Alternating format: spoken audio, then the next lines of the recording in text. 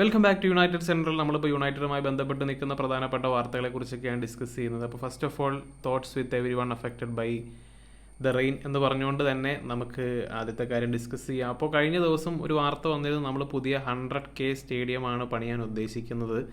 അപ്പോൾ അതിൻ്റെ കാര്യത്തിൽ ഈ ഡിസംബറോടുകൂടി ഒരു തീരുമാനമാവും. അടുത്ത 6 വർഷത്തിനുള്ളിൽ സ്റ്റേഡിയം പണിയാനാണ് പ്ലാൻ. അപ്പോൾ 2 ബില്യൺ ആണ് ചിലവ് പ്രതീക്ഷിക്കുന്നത്. അപ്പോൾ അത് പ്രൈവറ്റ് പബ്ലിക് പാർട്ണർഷിപ്പിലൂടെയാണ് പണിയാൻ ഉദ്ദേശിക്കുന്നത്. അപ്പോൾ നിലവിൽ നമുക്കറിയാം, ക്ലബ് ഫുട്ബോളിൽ, ഇംഗ്ലീഷ് ക്ലബ് ഫുട്ബോളിൽ ഏറ്റവും കപ്പാസിറ്റി ഉള്ള സ്റ്റേഡിയം എന്ന് പറയുന്നത് ഓൾഡ് ട്രാഫോർഡാണ്. നിലവിൽ 75,000 അടുത്താണ് കപ്പാസിറ്റി. അപ്പോൾ അത് വീണ്ടും വർദ്ധിച്ച് 1 ലക്ഷം ആവും എന്നാണ് പറയുന്നത്. അപ്പോൾ അവർ പറയാനുള്ള റീസൺ എന്ന് വെച്ച് കഴിഞ്ഞാൽ, യുണൈറ്റഡിൻ്റെ മത്സരങ്ങൾ കാണാനുള്ള ടിക്കറ്റിനുള്ള ഡിമാൻഡിന് യാതൊരു കുറവൊന്നും ഇല്ല എന്നുള്ള കാര്യം തന്നെയാണ്. വേറെ പല ക്ലബ്ബുകളും ഫാൻസിനെയൊക്കെ സ്റ്റേഡിയത്തിലേക്ക് എത്തിക്കാനായിട്ട് കഷ്ടപ്പെടുമ്പോഴാണ് നമ്മൾ കപ്പാസിറ്റി വീണ്ടും കൂട്ടുന്നത് എന്നുള്ളതാണ് രസകരമായിട്ടുള്ള കാര്യം. ഇപ്പോൾ എന്തായാലും അമേരിക്കയിലുള്ള സോഫി സ്റ്റേഡിയം, അപ്പോൾ ആ സ്റ്റേഡിയത്തിലാണ് കഴിഞ്ഞ ദിവസം നമ്മുടെ മത്സരം നടന്നത്. വളരെ മനോഹരമായ സ്റ്റേഡിയമാണ്. ഫെസിലിറ്റീസ് എന്നൊക്കെ പറഞ്ഞാൽ കണ്ണ് തള്ളിപ്പോകുന്ന സംഗതികളാണ്. കോപ്പ അമേരിക്കയ്ക്കൊക്കെ യൂസ് ചെയ്തിരുന്നു.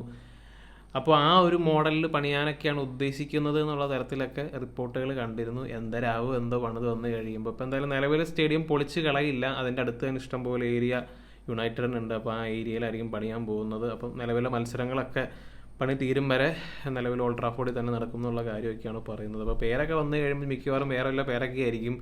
വല്ല മെറ്റ് ലൈഫ് സ്റ്റേഡിയം എന്നോ ഇനിയോ സ്റ്റേഡിയം എന്നോ അങ്ങനെ എന്തെങ്കിലുമൊക്കെ ആവാനാണ് സാധ്യത. അപ്പോൾ എന്തായാലും സ്റ്റേഡിയം പണിയുമ്പോൾ ഐക്കോണിക് ടച്ച് വിടാതെയുള്ള ഒരു സ്റ്റേഡിയം ആയിരിക്കും എന്നൊക്കെയാണ് പറയുന്നത്. അപ്പോൾ എന്തായാലും നമുക്ക് അത്രയും പറഞ്ഞുകൊണ്ട് അടുത്ത ടോപ്പിക്കുകളിലേക്ക് പോകാം. ഓഫ് കോഴ്സ്, ട്രാൻസ്ഫറുകളെ കുറിച്ചിട്ടാണ്. അപ്പോൾ 2-3 താരങ്ങൾ നമ്മുടെ ക്ലബിലേക്ക് വരാനായിട്ട് പേഴ്സണൽ ടേംസ് ഒക്കെ എഗ്രി ആയിട്ടിരിപ്പുണ്ട്. ഉഗാർട്ടെ ഇരിപ്പുണ്ട്, മസറോവി ഇരിപ്പുണ്ട്, ഡിലിറ്റ് ഇരിപ്പുണ്ട്. അപ്പോൾ അങ്ങനെ ഇവരൊക്കെ പേഴ്സണൽ ടേംസ് ഒക്കെ എഗ്രി ആയിട്ടിരിക്കുകയാണ്. ഉടനെ നടക്കാൻ സാധ്യതയുള്ളൊരു ഡീൽ എന്ന് പറയുന്നത് മസറാവിയുടെ ഡീലാണ്. കാരണം വാൻ ബിസാക്ക് വെസ്റ്റ് ഹാമായിട്ട് വളരെ വളരെ അടുത്തുകൊണ്ടിരിക്കുകയാണ്. പേഴ്സണൽ ടേംസ് ഒക്കെ അവിടെ എഗ്രി ആയി. അപ്പോൾ ഇനിയിപ്പോൾ ക്ലബ്ബുകൾ തമ്മിലുള്ള ഡിസ്കഷൻ വളരെ ക്ലോസ് ആണെന്നുള്ള തരത്തിലും പറയുന്നുണ്ട്. മിക്കവാറും വല്ല 15 മില്യണിൻ്റെയൊക്കെ ഡീലായിരിക്കും. ഇപ്പോൾ എന്തുകൊണ്ടാണ് നമുക്ക് അത്യാവശ്യം ഡീസൻ്റ് ആയിട്ടുള്ളൊരു പ്ലെയർ, എസ്പെഷ്യലി വെസ്റ്റ് ഹാമിലേക്കൊക്കെ പോയി കഴിഞ്ഞാൽ അവരെയൊക്കെ വളരെയധികം സൂട്ട് ചെയ്യാൻ പോകുന്ന ഒരു പ്ലെയറാണ്. ഈ പ്ലെയറിനെയൊക്കെ ഒരു 30-40 നിൽക്കാൻ പറ്റാത്ത എന്താണെന്നാണ് എനിക്ക് മനസ്സിലാകുന്നത്. ഇപ്പോൾ 1 ഇയർ കോൺട്രാക്റ്റേ ബാക്കിയുള്ളൂ. എന്നാൽ പോലും 25-30 ആവശ്യപ്പെടാവുന്ന കാര്യമല്ലേ ഉള്ളൂ. കാരണം ഫൈനൽസിലേക്കൊക്കെ വരുമ്പോൾ നല്ല രീതിയിൽ പെർഫോം ചെയ്യാറുള്ളൊരു പ്ലെയറാണ്. ഞാനിപ്പോൾ ജസ്റ്റ് കഴിഞ്ഞ ദിവസം ഇവൻ്റെ കാര്യങ്ങളൊക്കെ ഇങ്ങനെ ആലോചിക്കുമായിരുന്നു. വാൻ ബിസാക്കയുടെ അവൻ അതുപോലെ പെർഫോം ചെയ്ത കാര്യമൊക്കെ. 1-on-1 സിറ്റുവേഷനിലേക്ക് വന്നു കഴിഞ്ഞാൽ ആ സൈഡ് ശരിക്കും പറഞ്ഞാൽ ലോക്കാക്കി പിടിക്കാനായിട്ട് ഇവനറിയാം. മിട്ടോമ, ഡോക്കു, എംബാപ്പെ, അതുപോലെ സെയിൻറ്റ് മാക്സിമൻ, ആ കർബാവോ കപ്പ് ഫൈനലിലൊക്കെ ഉണ്ടായിരുന്ന ഇവൻ്റെ പെർഫോമൻസ്. അപ്പോൾ അങ്ങനെയുള്ള കാര്യങ്ങളൊക്കെ നമ്മൾ ആലോചിച്ച് നോക്കി കഴിയുമ്പോൾ ശരിയാണ്, അതൊരു യുണീക്ക് പ്രൊഫൈലാണ്. 1 ഓഫ് എ കൈൻഡ് 1-on-1 ഡിഫൻഡറാണ് വാൻ ബിസാക്ക. അപ്പോൾ അങ്ങനെ ഒരു പ്ലെയറിനാണ് നമ്മൾ വിട്ടുകൊടുക്കുന്നത്. അത്യാവശ്യം അവൈലബിൾ ആയിട്ടുള്ളൊരു പ്ലെയറാണ്. അത്ര ഇഞ്ചുറി വരുന്ന ഒരു പ്ലെയറല്ല. അതേസമയം തന്നെ മസറാവിയുടെ കാര്യം മുമ്പ് പറഞ്ഞതാണ്, ഇഞ്ചുറികൾ ഒരു പ്രശ്നമാണ്. പക്ഷേ ഓൺ ദി ബോളിലേക്കൊക്കെ വന്നു കഴിയുമ്പോൾ ആൾ പുലിയാണ്.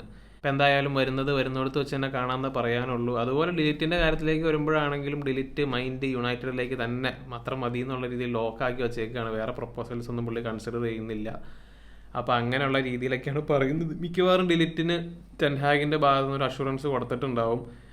നീ ഇത്തിരി കാത്തിരുന്നു കഴിഞ്ഞാലും സംഭവം സൈനിങ് നടക്കും എന്നുള്ളൊരു അഷുറൻസ് കൊടുത്തിട്ടുണ്ടാവും എന്നാണ് എനിക്ക് ഫീൽ ചെയ്യുന്നൊരു കാര്യം.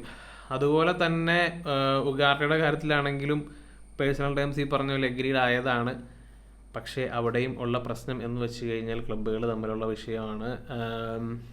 ഡീലിലേക്ക് എത്തുന്നില്ല. ഇപ്പോൾ ലാസ്റ്റ് ദിവസം പറഞ്ഞായിരുന്നു വെച്ച് കഴിഞ്ഞാൽ loan with an obligation to buy എന്നുള്ള കാര്യമാണ്. അപ്പോൾ അങ്ങനെയാണ് ചിലപ്പോൾ യുണൈറ്റഡ് കുറച്ചും കൂടിയും അതിനകത്തേക്ക് ചായാൻ സാധ്യതയുണ്ട്. കാരണം ഈ ഒരു സമ്മറിലേക്ക് വരുമ്പോൾ അത്രയധികം കയ്യിൽ നിന്ന് പൈസ മുടക്കേണ്ടി വരില്ല. അടുത്ത സമ്മറിലേക്കുള്ള ബഡ്ജറ്റിൽ നിന്ന് പൊക്കോളും. അപ്പോൾ ഇങ്ങനെയുള്ള കാര്യങ്ങളൊക്കെയാണ്. അതിൻ്റെ ഒപ്പം തന്നെ കസമീറോ പോയേക്കില്ല, കസമീറോ സ്റ്റേ ചെയ്യും എന്നുള്ള തരത്തിലൊക്കെ റിപ്പോർട്ടുകൾ കണ്ടിരുന്നു. അതുപോലെ തന്നെ മക്ടോമിനിക്ക് വേണ്ടി ടർക്കിഷ് ക്ലബ്ബ് രംഗത്തുണ്ട്, അതുപോലെ ഫുള്ളാം രംഗത്തുണ്ട്. അപ്പോൾ അങ്ങനെയുള്ള കാര്യങ്ങളൊക്കെയാണ് നിലവിൽ നടന്നുകൊണ്ടിരിക്കുന്നത്. അപ്പോൾ എന്താണ് നിങ്ങളുടെ അഭിപ്രായം എന്നുള്ള കാര്യം തീർച്ചയായും കമൻ്റ് ആയിട്ടിടുക. മറ്റൊരു വീഡിയോയുമായി വീണ്ടും കാണാം.